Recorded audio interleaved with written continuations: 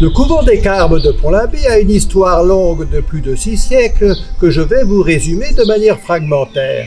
Peyronel de Rochefort et son époux Hervé, seigneur du Pont-l'Abbé, le fondent par acte du 4 mai 1383. Voilà plus de 2 siècles que la vie a déserté la froideur monastique de ce couvent à l'assise un peu lourde. Au sud de l'église se situaient les bâtiments claustraux, délabrés, empoussiérés, vides de leurs occupants et livrés au courant d'air. Au couchant, coupés des intrigues humaines et des bruits du marché au blé par le rempart protecteur d'une muraille, un dortoir enténébré dans la froidure du vide permet d'imaginer de l'aube à la nuit le chemin des moines portés dans leur écoute silencieuse vers la plus haute ambition.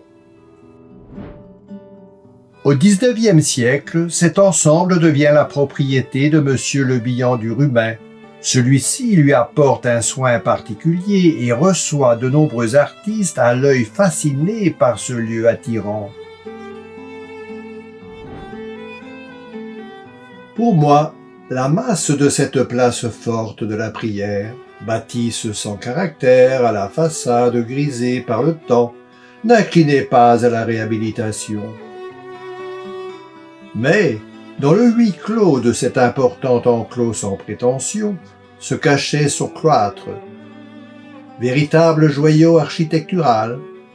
Frappé des armes de son bienfaiteur Bertrand de Rosmadec, évêque de Cornouailles, ces galeries nous font passer d'un monde à un autre. Elles révèlent une harmonie propice à la contemplation.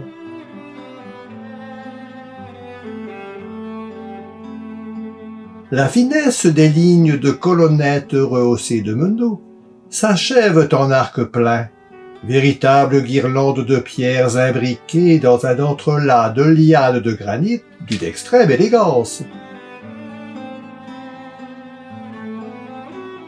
Ouvert sur la lumière du jour, ce cloître gothique apparaissait dans sa lumineuse beauté, loin des regards du monde, délimité par un souriant jardin rectangulaire de plus de 500 mètres carrés. Il mesurait environ 24 mètres par 21. Hélas, la fraîcheur et l'odeur parfumée des fleurs l'ont quitté. De nombreuses portes convergeaient vers un large déambulatoire carrelé de pierres grises, usées par la polissure des siècles. L'une, à arcades rondes, et la plus grande parée d'ogives, reposait sur des chapiteaux aux sculptures finement façonnées. Les autres, plus simples, desservaient la sacristie et les différents lieux de la vie communautaire. Au centre de cet espace emmuré, dans un puits monumental, coulait une source d'eau vive.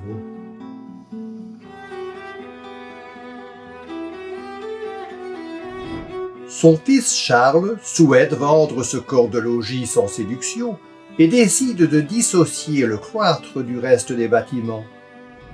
En 1880, il le fait démonter avec précaution et dépose ce corps sans âme dans sa propriété de Kéruel en Plonnéour-Lanverne, éloigné de tous les regards, à l'abri, couché sous un tapis de feuilles mortes. Le cœur lourd devant cet abandon, le chanoine Le Borgne, ancien curé de Pont-l'Abbé, ressuscita ses souvenirs de jeune homme. Dans un élan d'indignation, il se hâta d'alerter l'évêque de Quimper, Monseigneur du Billard.